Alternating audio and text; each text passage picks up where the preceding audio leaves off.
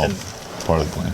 Ricard, Noel, and Justin, I don't think they skated this morning. Is that also part of the recovery plan for them? Yeah, with all the guys too, which is kind of status quo in terms of where they're at. But yeah, I mean, there's obviously going to be days too where they're not going on the ice, off days. Gotcha. Sometimes that looks a little different there than the off days for the rest of the group.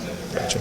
Talking about players who are injured, that next man up mentality is something that a lot of teams always discuss and talk about. Can you describe what that's been like for players like Graves, Heinen, and Koppanen, who've recently been called up and have been able to help keep this team at this steady level? Yeah, no, I mean, I think that has to be there. You go through the type of schedule that you have in this league and that we've had. Injuries are going to happen, and so you got to be sure that your guys are ready too for where it's an opportunity, whether it's an opportunity of having not played for a while and then jumping into games, or it's an opportunity of you're getting a call up there, a recall. And so for those guys, I thought they all did a great job. Credit to the Wilkes staff too, though. Everybody down there, to our development staff, and then obviously the players, most importantly. But I think we've been able to see it, and I think it's been pretty consistent too.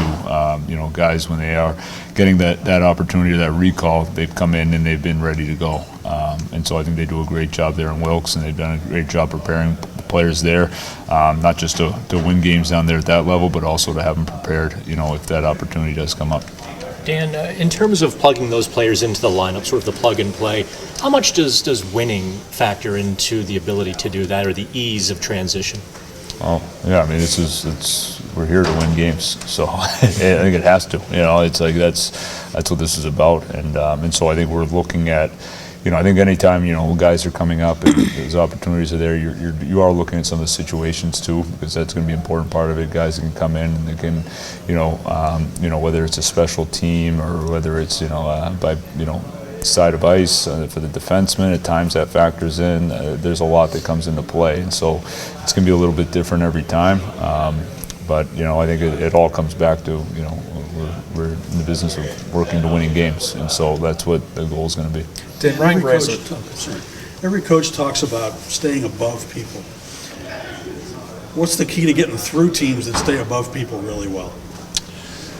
Well, I think when teams are right on top of you and they're staying above, I think you're trying to do things that might push them back a little bit, to give a little bit more space. I think that gives you a little bit more room, but I think there's it's a balance too. You can work above, you can try to do that, but it's also sometimes now you're going to leave holes and you're going to be exposed there on the other side of the puck, and so.